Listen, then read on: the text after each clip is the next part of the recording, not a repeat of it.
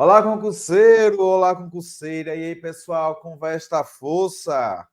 Feriado, foco aí na banca Instituto AOCP, Megatap. E aqui eu quero agradecer a essa equipe de professores, uma equipe muito dedicada, uma equipe que não mede esforços para te ajudar nesta preparação. De Pernambuco para Pernambuco, preparação total, praças e oficiais. Você que é aluno da nossa plataforma, muito obrigado. Você que é assinante do Pelotão de Frente, do Essencial, da super isolada de História, Geografia, que a partir do momento que o edital for publicado, a gente vai atualizar 100% conforme esse edital. Destacar também que desde 2019 estamos aguardando esse edital. Você que assinou ali em 2019, você está estudando sem ter nada de adicional. Você está aí, né, se preparando há 4 anos praticamente e o curso permanentemente foi atualizado. E quando sair o edital, tenho certeza que a gente vai ajustar bem mais, né? Porque com edital que pode sair a qualquer momento, depois que a banca, né, agora com a oficialização, banca, o Sebrasp, né, vai organizar o concurso da PCPE. E saiu hoje no Diário Oficial, isso quer dizer que num cronograma, naquele cronograma, né, divulga a banca da PMPE, divulga a banca da PCPE, depois o edital da PMPE, em seguida edital, né, da PCPE, edital PMPE até o dia 13, edital da PCPE até 15 de dezembro, né? Na verdade, a governadora falou 15 de dezembro, o edital da PC Pernambuco, Polícia Civil, e da PM Pernambuco até o dia 13, mas eu acredito que nos próximos dias, quem sabe já na próxima semana, né, antecedendo aí um pouquinho aí a data limite, 13 de novembro. Então, deixa esse like, inscreva-se no nosso canal. Aqui você tem cobertura total, PM, PC, Corpo de Bombeiros. Ficaremos com vocês até a nomeação, até aquela festa, né, naquele curso de formação, todo mundo ali comemorando, com êxito, né? Pós-curso de formação, pode ter certeza que estaremos com vocês, tá bom? Mais uma vez agradecer essa equipe bem dedicada, é o nosso pelotão de frente, né, de professores. Na verdade, eu escalei todos os professores para a PM Pernambuco, para os cargos de praças e oficiais, para Corpo de Bombeiros, para a Polícia Civil. Serão mais de 30 professores que estarão com vocês no Essencial e no Pelotão de Frente. O Pelotão de Frente que vai ter aquela diferença, né? Um quantitativo maior de questões no carga máxima. Vamos também trabalhar com novidades, o chamado simuladinho double test ou teste dobrado. Pessoal, a partir da publicação do edital, o professor Jean Valnei, a professora Viviane, o professor Tadeu vão gravar resolução, né, ou resoluções dos simuladinhos. A plataforma tem simuladinhos com 5 questões, pós-publicação do edital, para quem é do Essencial, para quem é do combo, né, de simulados PMPE, para quem é do pelotão, além do simuladinho, o professor vai comentar em vídeo, questão por questão. É uma novidade, a gente já encaminhou a partir da publicação do edital, confirmando-se ali naquele conteúdo de direito constitucional. Se de repente aparecer leis extravagantes, iremos colocar essa novidade para vocês, aí para todos os cursos, viu? Da PM Pernambuco, da PC, também Corpo de Bombeiros. Veja que a gente já tem a programação total. O que falta é o edital. Com o edital fica melhor da gente alinhar tudo isso, mas tenha certeza que você que adquiriu o curso, você que confia, vamos nos entregar ainda mais, né? A partir da publicação do edital, não vamos medir esforços para trabalhar 100% do edital, com muitas revisões. E já coloca aí, viu? A nossa programação após o edital sempre vai começar às 6 horas da manhã e vai finalizar às 23 horas. Passaremos manhã, tarde e noite, madrugada, revisando e já se programa com a tua família, viu? Natal vai ser por aqui, viu? Vamos passar o Natal aqui, Ano Novo, revisando. Chegar janeiro também revisando. E vamos nessa, né? Então, vamos responder questões agora de história do Brasil e trazer também essa conexão, fazer essa conexão com a história de Pernambuco.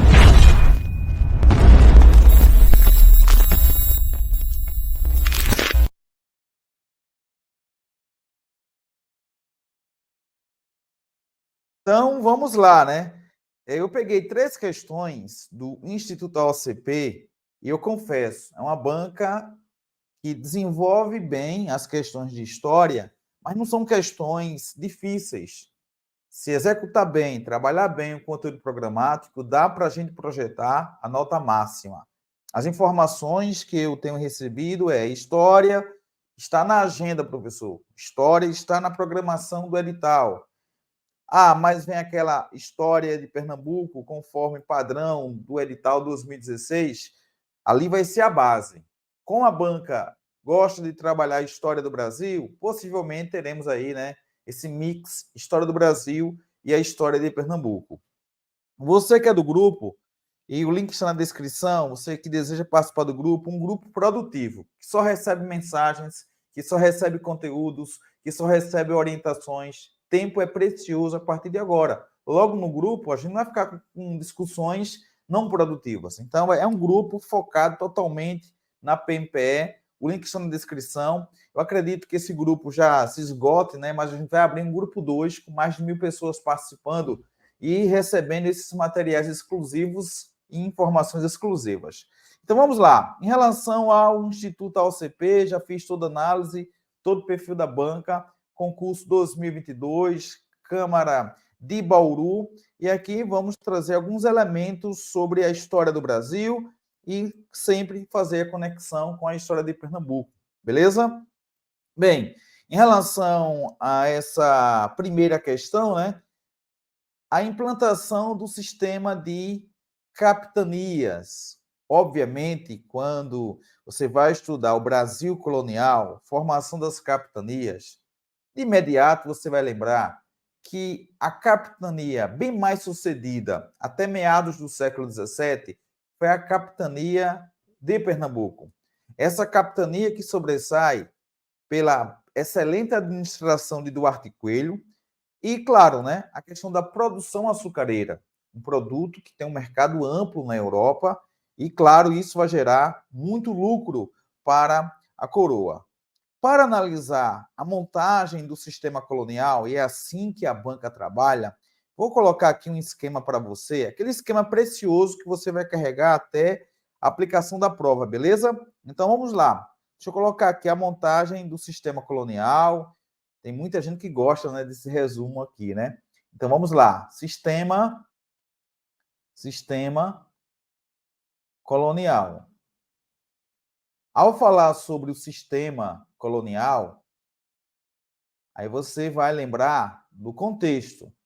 Qual o contexto da montagem desse sistema? O contexto é, primeiro tópico, expansão marítima. Expansão marítima, meu povo, é expansão comercial. Você pode até colocar aí, olha, a expansão marítima é expansão comercial. Países europeus estão em busca de territórios estruturados, né, esses países como a Espanha, Portugal, com o objetivo de explorar a África, né, a Ásia, então exploração nesses continentes e, claro, a América, que é o nosso foco. Qual é a lógica, então, dessas viagens, dessas aventuras marítimas? A lógica é encontrar um território para explorar riquezas. Afinal, sistema colonial, colonizar significa explorar. Beleza? Colonial significa colonizar, explorar. Explorar. Então, aqui eu vou destacar, porque isso vai ficar na tua mente. Quando aparecer uma questão, você já se liga. Explorar. Agora, para explorar, há necessidade de montar uma estrutura mínima para garantir essa exploração. Então, aqui seguindo esse contexto, a expansão marítima, os pioneiros na expansão marítima, os países ibéricos, Espanha e Portugal. Cronologicamente, Portugal já consegue sucesso, ou inicia nessa jornada a partir de 1415. E aí vai avançando com o objetivo de chegar às Índias.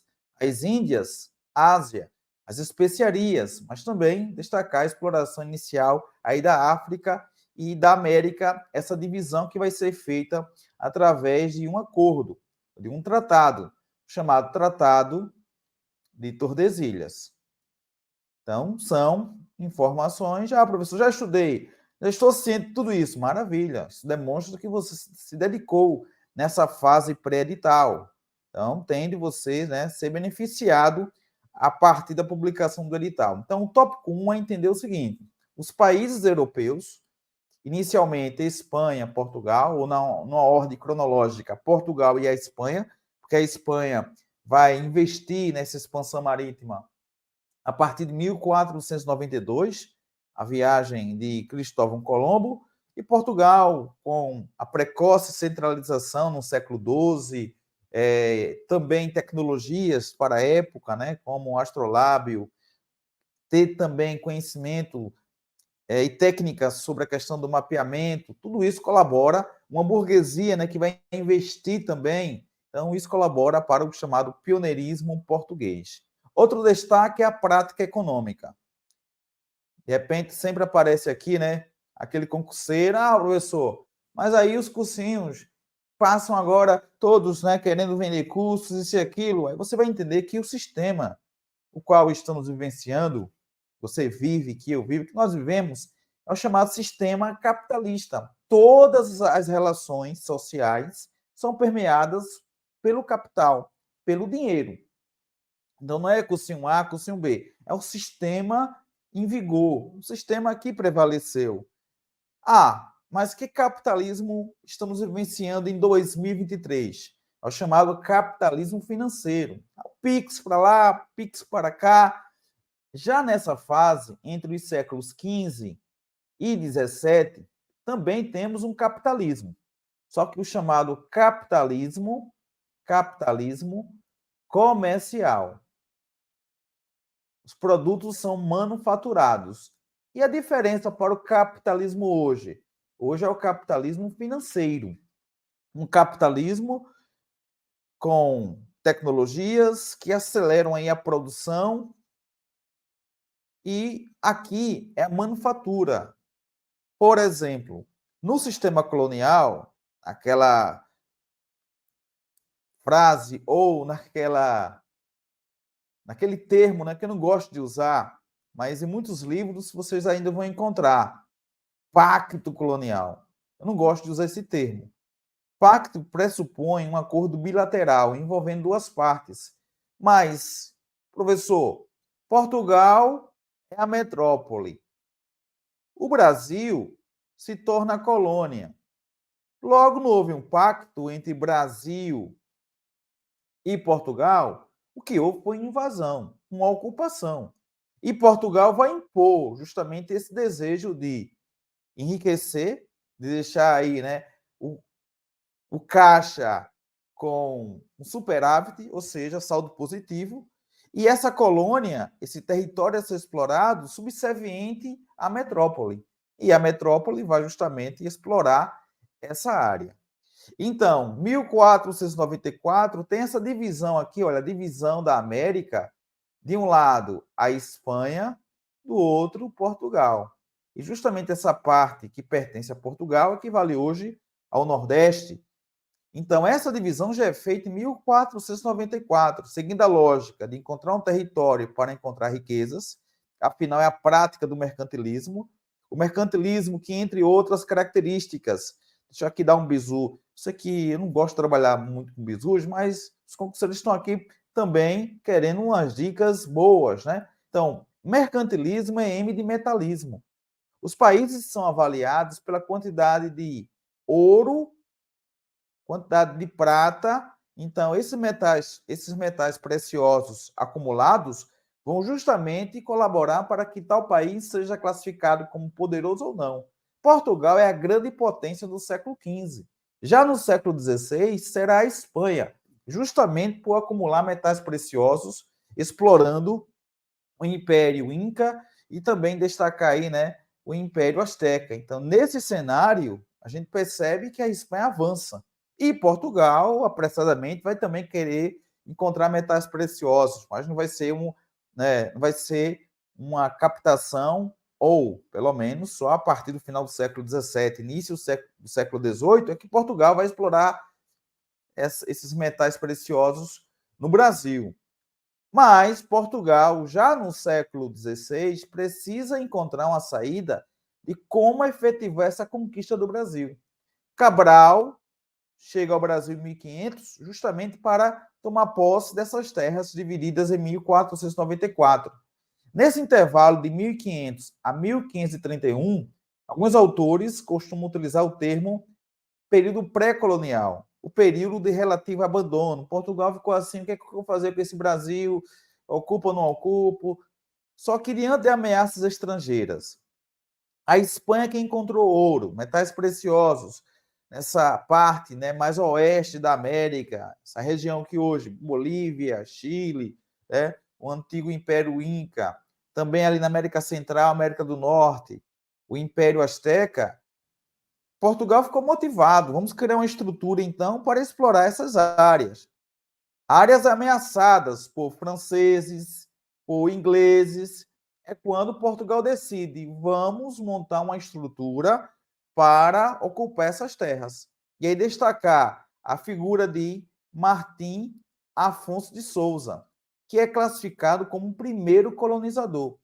A partir da viagem de Martim Afonso de Souza, vem a ideia, vamos estabelecer o regime de capitanias hereditárias. O interessante é que, nesse momento, Portugal já está em crise. Pessoal, estou falando aqui 1531, e Portugal não tem recursos suficientes para administrar diretamente essas terras.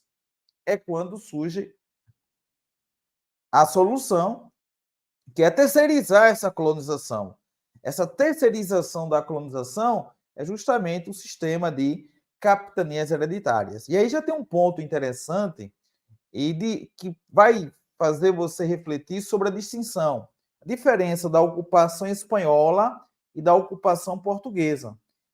A Espanha vai administrar diretamente essas colônias. Já Portugal vai entregar a particulares. Esses particulares, no estabelecimento do regime de capitanias hereditárias a partir de 1534. Um sistema que, em linhas gerais, é um sistema que vai fracassar. Sobressaindo-se, e aí eu vou destacar a capitania de São Vicente, mas o nosso foco, como é história de Pernambuco, destacar a capitania de Pernambuco. Entre outros motivos, porque eu vou destacar a capitania de Pernambuco, ela é bem sucedida? Sim. Capitania de Pernambuco. Mas aqui a gente já vai lembrar da administração de Duarte Coelho, que desembarcou em Pernambuco um ano depois de receber essas terras, por prestar bons serviços à coroa. Então, Duarte Coelho, junto com a sua esposa, Brits de Albuquerque, ou Beatriz de Albuquerque, os dois, né, que foram citados nos concursos de 2016, 2018, então aí destacar Brits de Albuquerque e Duarte Coelho. Então, a partir desse momento, a gente percebe que é um interesse, e aí, claro, né, Brits que vai governar Pernambuco após a morte de Duarte Coelho. Então, Brits aí também é um destaque em relação à história de Pernambuco, já que no período republicano, a primeira mulher chegou ao poder, que é Raquel Lira. Interessante que nas eleições de 2022, a certeza no segundo turno é uma mulher vai governar Pernambuco.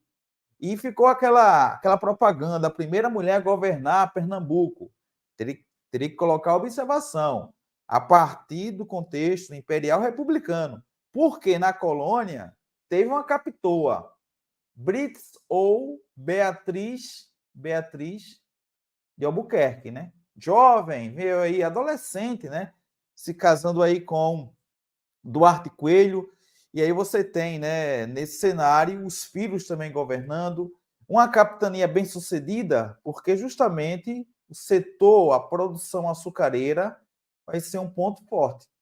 Os engenhos fundados já na década de 30, então tudo isso colabora para que Pernambuco possa se tornar o destaque, né, do Brasil colonial à capitania de Pernambuco. Tá? Então, é não esquecer esse cenário que contribuiu para o sucesso de Pernambuco. A excelente administração de Duarte Coelho, mas colocar também a administração de Brites de Albuquerque, porque justamente, pessoal, Brites de Albuquerque, após a morte do seu marido, né, o marido que volta para Portugal, insatisfeito, né, porque o rei não atendia, ele chega lá em Lisboa, não é atendido pelo rei, talvez morra de desgosto, né, sem ser atendido aí pelo rei de Portugal. De fato, o grande desgosto, dedicação de Duarte Coelho, tudo aquilo que ele fez, né, para a coroa portuguesa, no final o rei não prestigia aí, né, Duarte Coelho. Então, destacar as biografias de Duarte Coelho e Brites de Albuquerque, né? Então, deixa eu colocar aqui, já que você quer anotar. Então, Duarte Coelho seria um equívoco muito grande o edital não colocar Duarte Coelho, não citar, né, a própria Brites de Albuquerque. Perceba que eu pego uma questão e se deixar, a gente fica aqui a aula o tempo todo, né? Mas aqui é só para o aperitivo, né? É aquele gostinho de que vem muita coisa boa por aí, né? Após a publicação do edital. Então, olha, Duarte Coelho, 1485, ele tem uma experiência muito grande, até porque o seu pai, né, nesse período que eu coloquei aqui, olha, entre 1500 e 1531, a gente vai destacar as expedições com o objetivo de guardar o litoral. Então, nessas expedições, a gente justamente vai destacar a família do próprio Duarte Coelho, né, que já tinha toda uma experiência e isso contribuiu, isso também estimulou, né? Estimulou aí a desenvolver essas viagens e a mergulhar aí na expansão marítima. O pai de Duarte Coelho, pessoal, é o Gonçalo Coelho. Gonçalo Coelho, né? Então, é experiente navegador português. E aí ele vai ingressar nessa vida e quando chega aí em 1531, chega a liderar uma expedição para a Índia, né, Duarte Coelho, e depois vem para o Brasil. E é justamente junto com a sua esposa, né, Dona Brites de Albuquerque, por volta de 1529, se casou aí, né, com Brites de Albuquerque, teve filhos, né, com Dona Brites, também destacar o cunhado, né, de Coelho, que é Jerônimo de Albuquerque, ao falar da história de Pernambuco, não podemos também esquecer, ao falar sobre esse processo de conquista de Pernambuco, não podemos esquecer a figura de Jerônimo de Albuquerque, o irmão, né, de Brice de Albuquerque.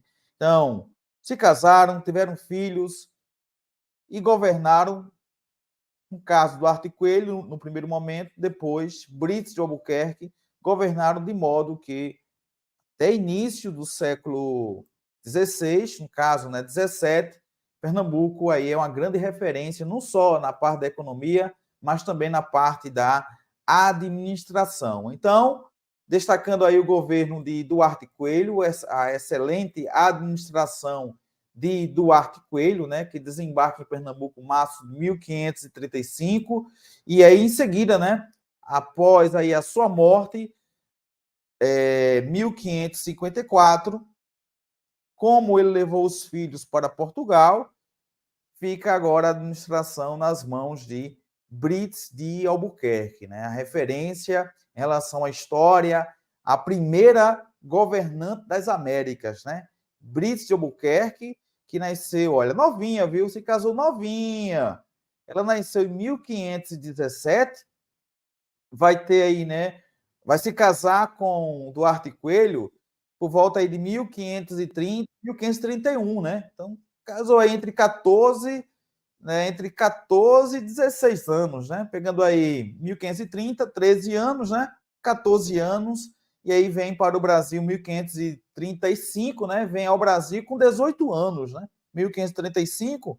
Então, muito jovem se casou, muito jovem veio ao Brasil, né? 9 de março de 1535, e a chamada Capitoa, né? A chamada Capitoa, ela morreu em 1580 1584, vou colocar aqui, em uma gestão que vai contribuir, pessoal, para a expansão do território de Pernambuco, viu? Essa expansão mais ao litoral sul, por exemplo. Então, ela contribuiu para a expansão territorial, 1584. Aí destacar o governo dela, né, nesses 2 primeiros momentos, com a ajuda do seu irmão, Jerônimo de Albuquerque, o Adão, né, o chamado Adão pernambucano.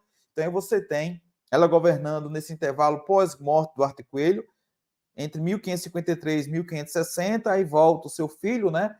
Aí pela situação, e aqui eu vou destacar os documentos, né? Os documentos que regulamentavam o sistema de capitanias. As chamadas cartas de doação e as cartas forais.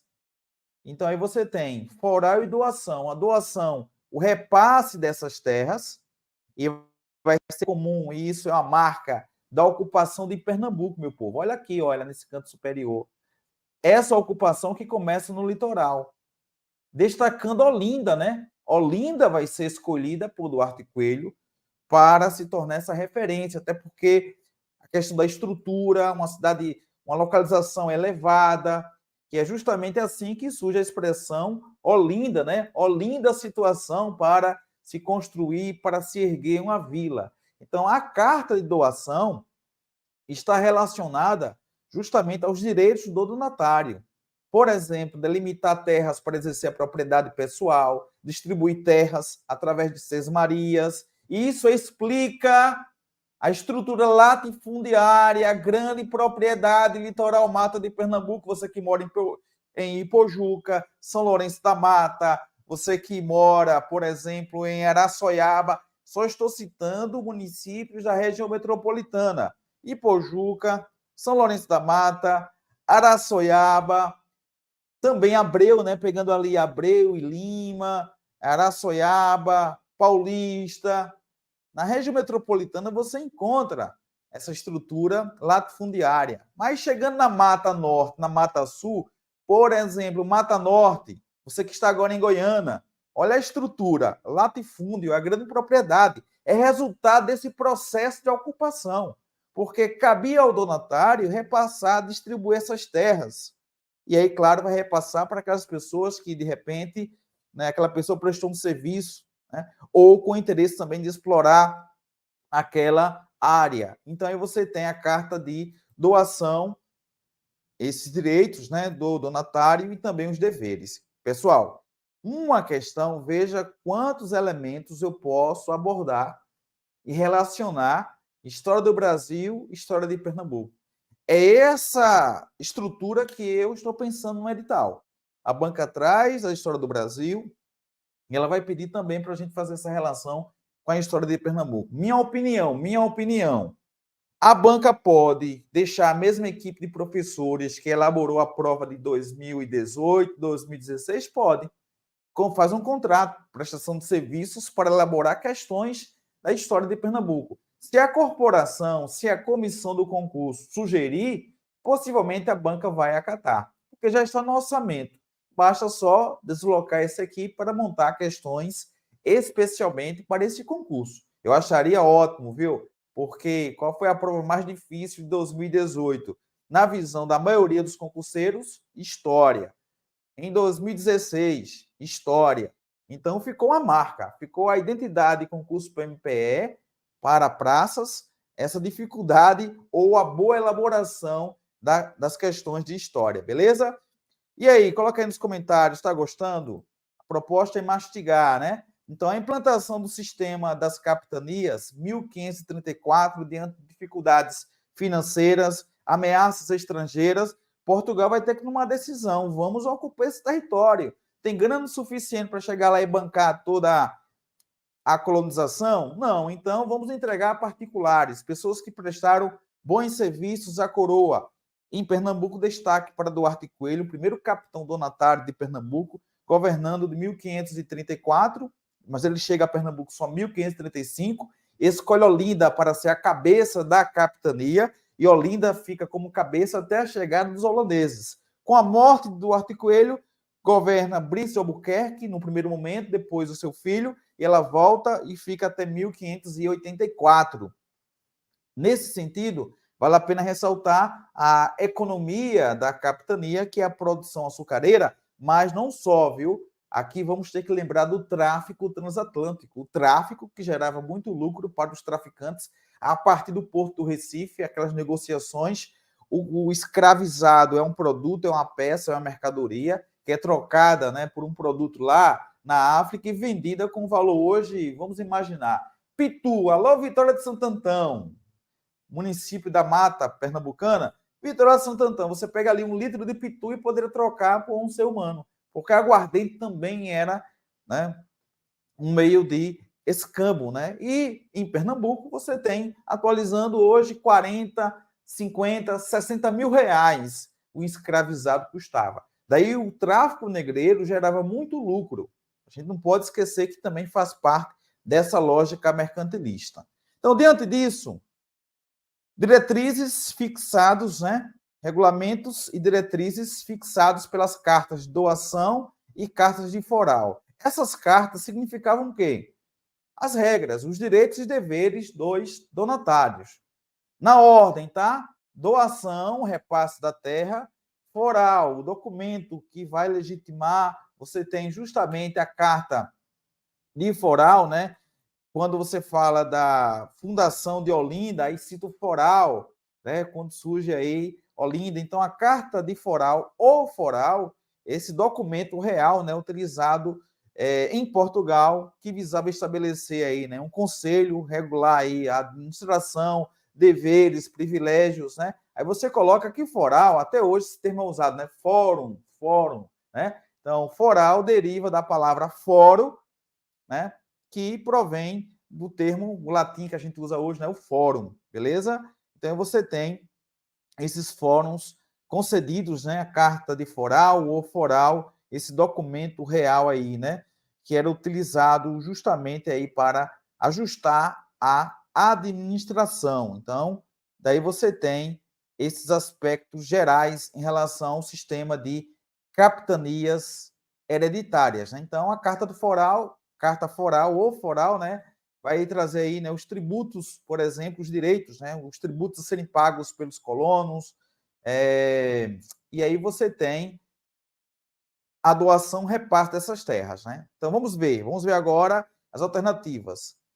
Essas cartas significavam, respectivamente, demarcação das terras doadas pelo governo brasileiro e a normatização dessas terras. Veja, o repasse das terras, você tem aí, de fato, as cartas de doação, né? Repassar naquele sentido, prestou bons serviços à coroa, você vai ter como benefício, né, esse lote de terras, tá? Então você tem essa estrutura. Só que aqui diz, olha, demarcação das terras doadas pelo governo brasileiro e normatização dessas terras como herança. Daí o termo capitania hereditária, garantindo que as terras permanecessem na mesma família. Bem, aqui você tem praticamente só trazendo o conceito de definição de doação, né? Então, aqui praticamente aqui a questão poderia dificultar a vida do concurseiro se ele não tivesse já feito a distinção entre a carta de foral e carta de doação, né? Então, você tem justamente a carta foral, direitos e deveres dos donatários, né? Por exemplo, o foral, direito de aplicar justiça, escravizar indígenas, doar as marias, deveres, fundar povoados, cobrar impostos e defender territórios, né? Então aí você tem a carta de foral. Já a carta de doação, documento que transferia a posse das terras. Veja que aqui, demarcação das terras doadas pelo governo brasileiro e normatização dessas terras como herança, garantindo que as terras permanecessem na mesma família. Praticamente aqui você tem a carta, né? Trazendo aqui a carta de doação, né? Faltou aí citar foral. Definição dos traços gerais. Tá aqui na doação, né? Tá na doação.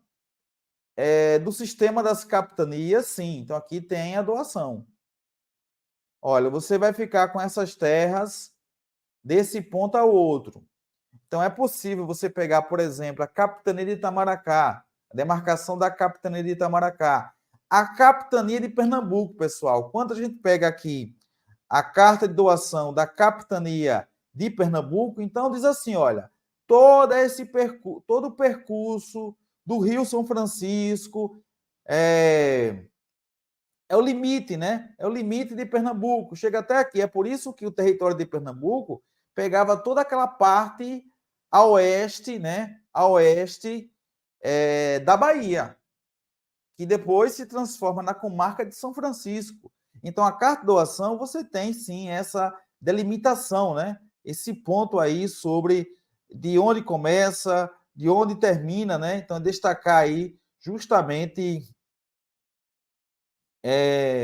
o ponto aí, né, da capitania de Pernambuco, né?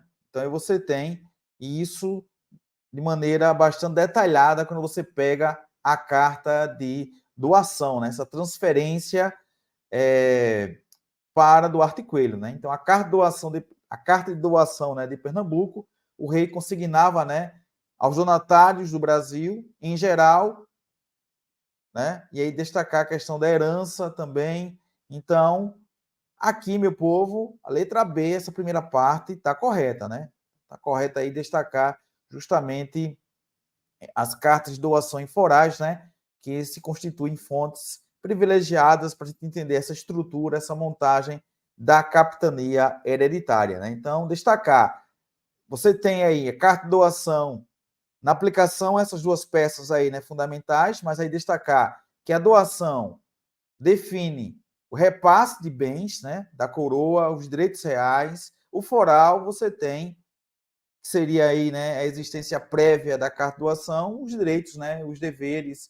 Então, aqui, primeira parte, ok. A segunda parte, o estabelecimento de um código tributário, sim, obrigação de cumprir aí, né, e pagar tributos, porque aí você tem entre os deveres, né, que a gente encontra na carta foral, você tem ali fundar povoados, cobrar impostos, defender territórios e, claro, repassar essa parte para a coroa, uma parte para a coroa, especificando a parte da renda do empreendimento colonizatório que pertenceria ao donatário e à coroa. Ou seja, o percentual para o donatário, o percentual para a coroa. Essa daqui tá boa, viu?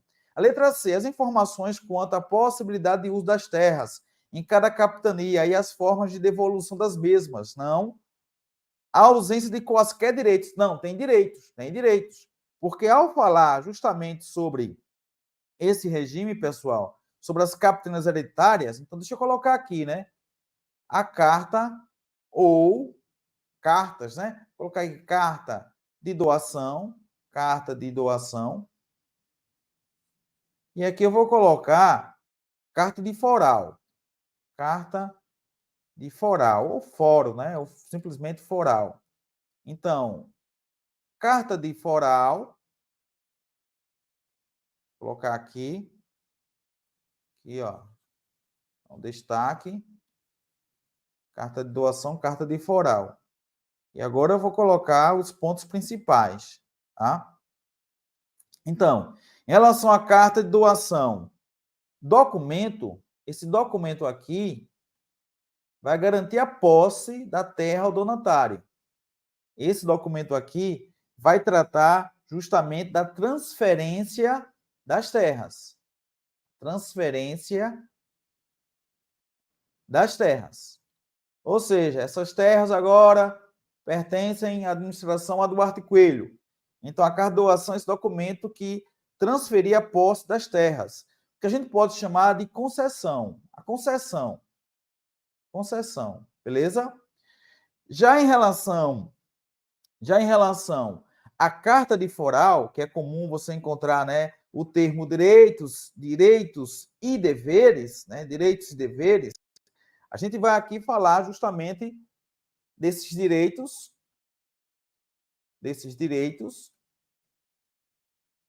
e desses deveres, tá? Direitos e deveres. Que no caso aqui vamos focar em Duarte Coelho, né? Já que estamos focando aqui na história de Pernambuco, citar o administrador de Pernambuco. Entre os direitos, aplicar a justiça, destacar também, isso gerava muito lucro, questão da escravização, esse negócio, né, que gerou muito lucro para a coroa. E entre os deveres, fundar povoados, feito ele fundou Olinda, né, Duarte Coelho. Então, aqui fundar povoados. Mas eu posso também aqui citar a questão de cobrar impostos. Tudo isso para tornar a capitania viável. A capitania se tornaria viável a partir do momento que tivesse uma estrutura que pudesse, né, que tivesse como, né, ser viabilizada através da exploração e, claro, né, com esses compromissos dos capitães donatários. Né? Então, aí destacar deveres do capitão donatário: entregar a coroa 10% daquilo que era explorado. Então, aqui, olha, 10%. Então, você tem 10% dos lucros da exploração do local, essa parte, né, deveria ser repassada à coroa. Se encontrasse ouro, isso vai acontecer nas Minas Gerais, repasse de 1/5, né? De 1/5. Já direitos do donatário aqui, escravizar indígenas, fundar vilas, aí você tem exercer a justiça, tudo isso que eu coloquei para vocês. Então, diante disso, meu povo, fica de boa agora você perceber que essa letra quer as informações quanto à possibilidade de uso e as formas de devolução não, só trata do repasse, né? A ausência de quaisquer direitos tem, sim, mostrei a vocês. Direito da coroa ao recebimento de toda a renda, não. Poderia ser 10% da renda ou 1/5, né? No caso dos metais preciosos. Então, desse modo, veja, é uma questão boa, uma questão rica, que dá para a gente abordar muita coisa sobre esse conteúdo, sobre esse tema. Uma questão só, eu estou aqui esse tempo de propósito, justamente para você entender que agora dá para revisar. Essa está falsa, não é isso? A D está fora, a E está fora. Você poderia ficar na dúvida entre A e B. Demarcação das terras doadas. Aí você tem a doação pelo governo brasileiro e a normatização dessas terras. No caso, garantindo as terras permanecessem na mesma família. Mas aí você tem aquela questão do repasse, né? Capitania hereditária, já está dizendo a questão da herança, né? Mas aqui fica mais a questão, centraliza-se mais, né, em relação à doação, esquecendo aí dos direitos, né, colocando aí, deveria colocar direitos também, né, dos capitães, ou os deveres, praticamente aqui você tem a questão tratando da doação, né. Já na letra B, definição dos traços gerais, sim, isso está na doação, né, o estabelecimento do Código Tributário, aqui já olha, que bacana, né? Então, a questão trata do repasse, a concessão das terras, carta de doação. Quando fala direito, justiça, fundar, aí deveres, aí seria o quê? Foral. Então, a letra B se encaixa muito bem aqui, B de batalhão, o batalhão que você deve estar, né? Logo em breve você vai estar trabalhando em um batalhão, né? Então, letra B de bola. Pessoal, então, não é um formato de questões, não tem aqui a banca, o Instituto OCP não trabalha com questões pegadinhas. Veja que segue aí um padrão, você vai mastigando e ela vai praticamente tentando aí, né, só pegar o próprio conteúdo e nesse conteúdo o candidato tendo propriedade, estudou de boa, consegue fazer distinção, tá? Então, a questão do nível é um padrão aí mediano a fácil, né? Agora, cabe a gente estudar, né? Temos aí que estudar. Então, em relação à carta de doação, por exemplo, nessa carta que foi passada por Dom João III ao capitão donatário do Duarte Coelho, só para você aí fechar essa parte de doação, o documento, 60 léguas de terra, as quais começarão no Rio São Francisco e acabarão no rio que cerca em redondo toda a ilha de Itamaracá. Daqui a pouquinho estou chegando na ilha de Itamaracá, viu? Hoje, plantão especial na ilha de Itamaracá. Eu vou até gravar um vídeo sobre essa parte aqui. E ir até o Rio Santa Cruz. Então, a capitania de Pernambuco, pela carta de doação, concedida por Dom João III, Rio São Francisco, Rio Santa Cruz. Pegando aí o limite da ilha de Itamaracá, ou capitania de Itamaracá, até o que equivale hoje essa parte oeste da Bahia, chegando até Minas Gerais. Pernambuco chegava aí, né, pegando todo o percurso do Rio São Francisco, fazia aí, né, divisa com Minas Gerais, se trouxermos para essa parte da divisão atual, né? Meu povo, Que bacana, né? Questão bem trabalhada. Alguma dúvida? Alguém tem dúvida sobre esse conteúdo? Porque aí vou ter que repassar o bastão para o nosso querido Douglas, né? Douglas já está aqui esperando. Vem aí a super isolada com Douglas, viu? Raciocínio lógico matemático para você trabalhar bem esse conteúdo, viu? Governo brasileiro, a gente não pode falar, Lucas, governo brasileiro agora, porque o que existe é a colônia. Não existe o Brasil, existe a colônia no sentido de que não tem autonomia. Se não tem autonomia, a gente não pode falar governo brasileiro, tá? A gente pode falar governo da capitania, o capitão donatário. Coloca aí nos comentários onde você está acompanhando nossa live, se está legal. Esse feriadão, essa surpresa boa de estudar para a prova, PM Pernambuco. Mais tarde tem lives também, né? Mais lives para a gente acompanhar o esquenta. Petrolina tem lugar para ficar. Falar em Petrolina já tem aulão marcado, viu? Já tem um aulão marcado em janeiro, mas eu quero fazer um agora em dezembro, viu? Em Petrolina, levar toda a equipe para Petrolina, viu? Você que mora em Arapiraca, Maceió, João Pessoa, Campina Grande, coloca aqui nos comentários. Professor, venha para cá fazer essa revisão depois do edital. A gente vai, viu? Abraço aqui, alô Limoeiro, Cecília de Limoeiro, a terra do EP, né? Monteiro. Abraço para Caruaru, alô Samuel, Tati, José Carlos, de Lagoa de Itaenga, né? Zona da Mata Pernambucana, alô Palmares, Mata Sul de Pernambuco, alô Marcelo. Galera, é de Pernambuco para Pernambuco, viu? E você que está em outro estado, é uma honra ter a sua participação aqui. Eu estou nesse momento agreste setentrional de Pernambuco, agreste, né, setentrional, a terra do EP. Abraço para você do alô Ibura, bairro bom, viu? Sempre apareço lá entregando livros. Alô Clickbet, quem mais? Jaboatão, alô José Carlos. Presencial Recife, olha, a gente deve divulgar amanhã, viu, Clique? E vem aí um carga pesada especial para o Recife. Bom Conselho, lugar bonito, viu? Agreste Meridional de Pernambuco. Abraço aí para Sara, terra bonita, terra, né, onde Sara mora, pertinho ali de Garanhuns. Alô, São João, Cabo de Santo Agostinho, região metropolitana. Quem mais aqui conosco? Vamos embora. Gravatá, Itambé, Zona da Mata, Luiz aqui conosco, Xangrande, Custódia, né? Limoeiro com Cleidson, Hugo, João Alfredo, Terra Boa, né? João Alfredo, Arco Verde aqui conosco, a porta do sertão de Pernambuco, Arco Verde. Alô, Henrique. Galera, vamos encerrar com mais duas questões, porque Douglas já está aqui esperando, né? Já há um bom tempo. Mas aí eu já fiz a síntese geral daquilo que a gente queria trabalhar com vocês. Entender que a banca ela segue um padrão muito bom. Aqui foi uma prova, concurso, Secretaria de Educação da Paraíba, nível superior. Veja, aqui eu gostei de Matheus Iata, porque ele respondeu questões para oficiais, e você conseguiu se dar bem.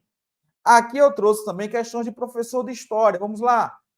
Já trabalhei muita coisa sobre a história da colonização do Brasil.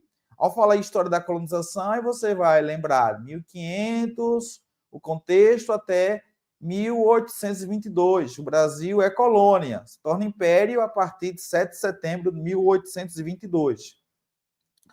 Olha, alguns elementos ganham destaque. A importância, aqui, olha, ganham destaque, importância e centralidade, como o açúcar, Pernambuco é o destaque, mas aí tem a Bahia, mas aí como foco é a história de Pernambuco, né? O engenho, o latifúndio, o trabalho forçado. Aqui, meu amigo, você resume esse comando só com esse termo aqui, olha. Vamos lá, só com esse termo. Para você que está conosco nesse feriadão, para você especial, professor, eu quero estudar mais aí no pelotão. Galera, aproveita, tem a promoção 50% de desconto, viu? Aproveita, que aí a gente trabalha forte. Ainda hoje tem simuladão lá, né? Simuladão compacto. Eu vou colocar a questão de história para você treinar. Então vamos lá. Mel. Não posso falar muito alto porque o nosso dog aqui se chama Mel, né? A nossa, né? Dog. Melzinha. Daqui a pouco ela vai latir, né? Então, mel. Mel resume o que a questão colocou no comando, galera. Por quê? A palavra ou mel, esse termo aqui, a letrinha M, aí você vai lembrar da monocultura. produção de um único produto, monocultura. Aqui eu vou destacar que a ocupação de Pernambuco, nesse litoral mata, que era o termo, né, esse binômio que era usado por Manuel Corrêa de Andrade, litoral mata, você vai ter aqui a estrutura desenvolvida, aquela palavrinha, aquele termo em inglês,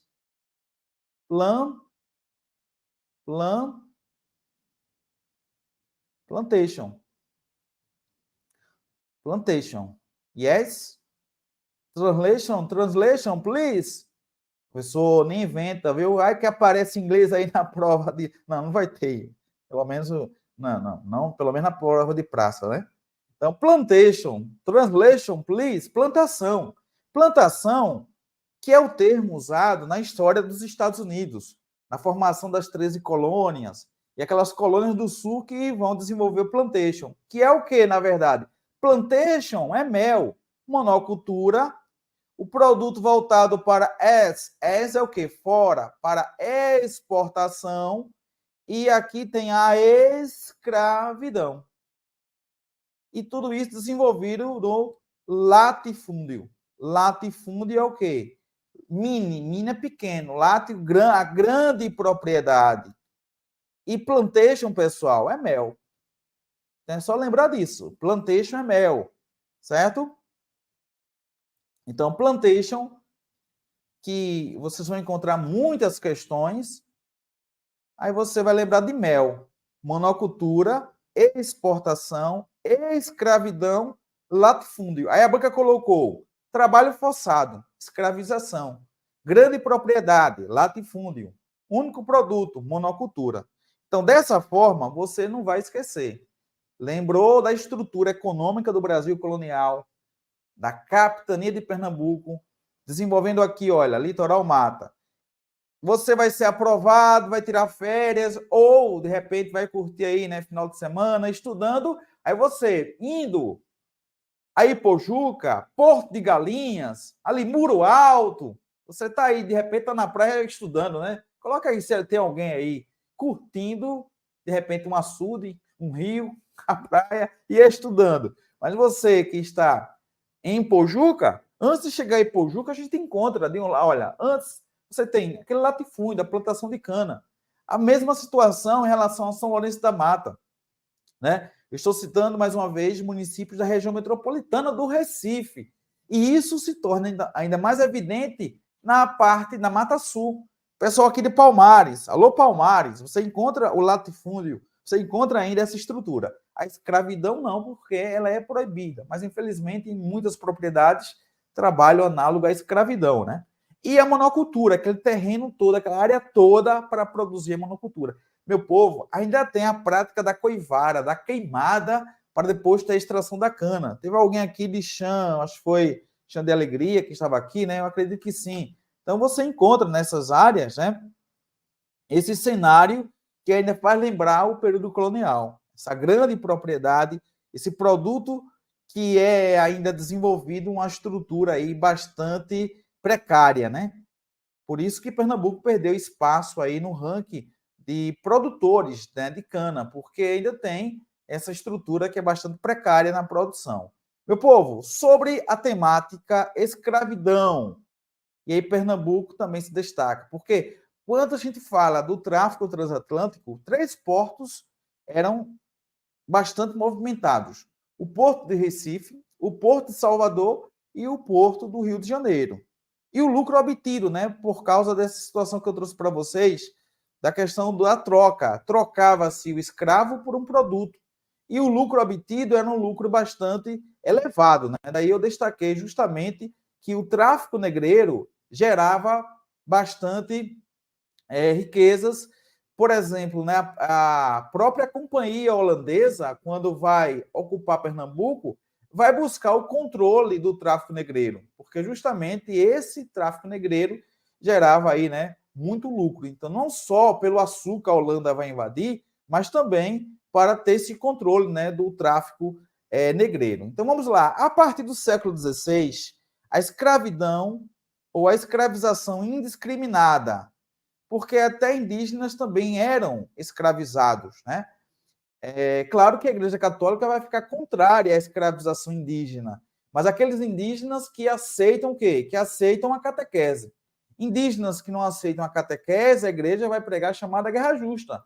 Pode escravizar, né? Então aí você tem também essa observação. Veja que é uma questão, ou a banca trabalha com questões que podemos adicionar muitos elementos. Talvez aí a gente já possa observar. Ela coloca detalhes, né? Ela coloca aí detalhes para a gente ficar bastante atento, né, em relação a esses tópicos. Então, a partir do século XVI, a escravização indiscriminada, ok, de indígenas e africanos foi adotada. Opa! Aqui já foi. Não, porque os jesuítas vão apoiar a escravização de indígenas que não aceitam a catequese. Aceitou a catequese, tem uma proteção da igreja. Então, aqui fora. Mas a igreja era favorável à exploração dos africanos, sim. Tá? E implementada no interior de todas as reduções espalhadas pela colônia, não. A prática da escravidão no Brasil somente foi abolida com a chegada da família real, não. O histórico da escravidão é Lei Eusébio de Queiroz, 1850, que acaba com o tráfico, e depois a Lei Áurea. Ah, professor, mas aqui a banca viajou, colocou a chegada da família real, nada a ver, velho. Tem a ver com a escravidão, a chegada da família real, no sentido que a Inglaterra pressiona Dom João para criar já medidas para coibir o tráfico negreiro, uma vez que a Inglaterra industrializada vai querer mercado consumidor. Então a letra A está falsa. A escravidão, independente de sua forma e finalidade, não era conhecida na África, era assim. Entre os africanos já havia, sim, a prática da escravidão, mas não com caráter comercial mercantil. Poderia ser tipo uma tribo ou um grupo, um reino, né? Vai dominar um território, aí transforma a população local em escrava, ou quando aquele povo é derrotado, aquele povo vai ser escravizado, mas não numa visão mercantil, uma visão mais de vingança, de conquista de guerra. A escravização de indígenas e africanos no Brasil foi idêntica àquela praticada na... Não. Até porque, galera, olha, é fogo, é porque o tempo é curto, é aquela aula para deixar só o gostinho de quero mais, mas eu gosto de entregar o almoço completo para você saciar a fome. Galera, Grécia Antiga, a escravidão não era ligada à cor, não era étnica. Na Grécia pode ter, ou ali, né, um branco escravizado, até porque é a origem étnica daqueles grupos, né? Na Roma Antiga, por exemplo, o médico poderia ser escravo, porque a escravidão estava associada à habilidade. Na formação e desenvolvimento do império, chegava na África, conquistou ali o Egito. Beleza, você é engenheiro, vou querer você agora para trabalhar para o império, construindo casas, construindo, né, insulai, né? Então, você vai escravizar, ou a escravidão se dá através da especialidade, tá? Através da especialidade. Então, é um ponto interessante, né, para a gente lembrar em relação e comparar a escravização da Roma antiga para agora, beleza? Então, aqui falso. A letra D, as restrições à escravização de indígenas na colônia favoreceram a consolidação do tráfico de africanos. Consta que se originavam de regiões, etnias e religiões diversas, alguns deles islamizados, como os malês. Os malês que foram para a Bahia e lá fizeram até uma revolta num período regencial, revolta dos malês, escravizados e islamizados. Já estava aqui, que lindo, meu irmão. A letra D de dado é a correta, não tem para onde. Letra D, e para encerrar, que pena, né? Mas aí o compromisso com Douglas. Não sei se a live vai cair, viu? Mas eu preciso colocar um trechinho dele. Eu preciso. É um clássico da música brasileira, né? É um clássico. E aí, espero que Gabriel, né, não derrube aqui a live por causa disso, viu, Gabriel? De ser outro dia. Eu pergunto a você onde vai se esconder da enorme música, velho. Como foi proibir quando o galo insistir em cantar. Água nova brotando e a gente se amando sem parar. Quando chegar o momento, esse meu sofrimento.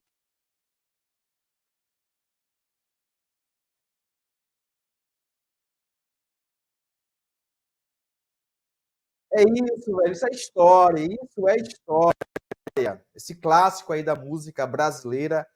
Porque você pode estudar história através de filmes, através de quadrinhos, através de lives, né? As redes sociais colaboram bastante para isso, e a música, né? A música, você pode sim tratar aquele evento histórico, aquele recorte, esse clássico, apesar de você, Chico Buarque, que cantado, né? Se você pegar aí esse clássico cantado, essa música cantada, fica melhor, né? Hoje você é quem manda. Faz referência aos militares, ao governo dos militares. Não vai dar tempo de aprofundar, deixa para a próxima live que eu vou citar quem governava Pernambuco, quem governou Pernambuco de 64 a 85, destacando Miguel Arraes, né, que antecede ao golpe. Ele vai sair do poder, né, diante do golpe militar de 1964. Quem manda? Os militares. Falou, tá falado. Aí vem a questão da censura. Não posso discutir. Não tem discussão, não. A minha gente hoje anda falando de lado. Olha, vamos falar de baixinho, porque senão tem perseguição. Você me inventou esse estado, um estado de vigilância permanente, né? Toda a escuridão. Você que inventou o pecado, esqueceu-se de inventar o perdão. Apesar de você amanhã de ser outro dia. Eu pergunto a você, onde vai se esconder da enorme euforia a partir de 85, né? Mas os militares continuam aí, né, no poder, ainda com muita força. Quando o galo insistir em cantar água nova brotando e a gente se amando sem parar. Quando chegar o momento, esse meu sofrimento vou cobrar com juros. Juro todo esse amor reprimido, esse grito contido, esse samba no escuro. Então não há outra alternativa a não ser a letra E, a ditadura civil-militar entre 64 e 1985, lembrando que nos editais de 2016 e 2018, esse era um assunto que não faltava e que não deve faltar. Então, muito obrigado, agradeço a você pela atenção, continue aí com a nossa transmissão, Douglas, que vem aí com a super isolada, sábado, né, tem aí já uma super live, para a gente trabalhar e mastigar tudo sobre raciocínio lógico matemático, que é a tendência para aparecer no edital. Galera, agora você tem no mínimo compromisso, deixar o like, se inscrever em nosso canal, ativar o sininho com as notificações, porque a gente vai estar com você até a farda. Aproveite também a promoção, né? 50% de desconto no curso, né? O pelotão de frente. Agora, apesar de você, a gente vai continuar estudando, né? Apesar daqueles que não querem que a gente estude, mas vamos continuar estudando. Pessoal, até mais. Vai, Mica. Pode seguir a programação.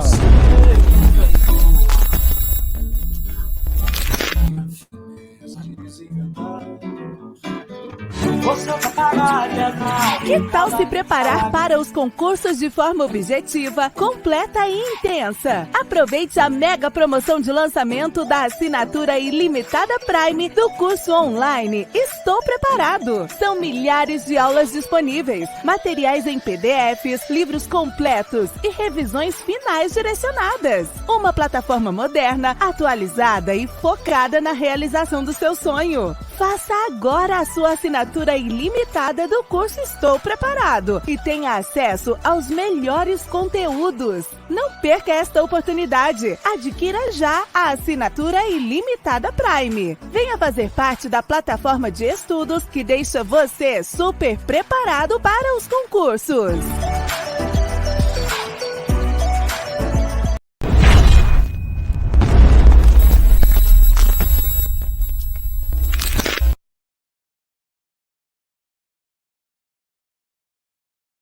Olá, concurseiro! Olá, concurseira! Vamos embora para o estudo de matemática, bateria de questões agora do Instituto AOCP, aqui na plataforma do Estou Preparado, com o professor Douglas de Souza. Como sempre, é um prazer estar aqui com vocês, é um prazer fazer parte dessa equipe, é um prazer poder te ajudar aí nessa caminhada rumo à farda PM, PE e parte de bombeiros também, tá? Nesse ano de 2024, o nosso concurso organizado pela Banca Instituto AOCP. Gente, Antes de eu iniciar, confirma aí para mim no bate-papo se você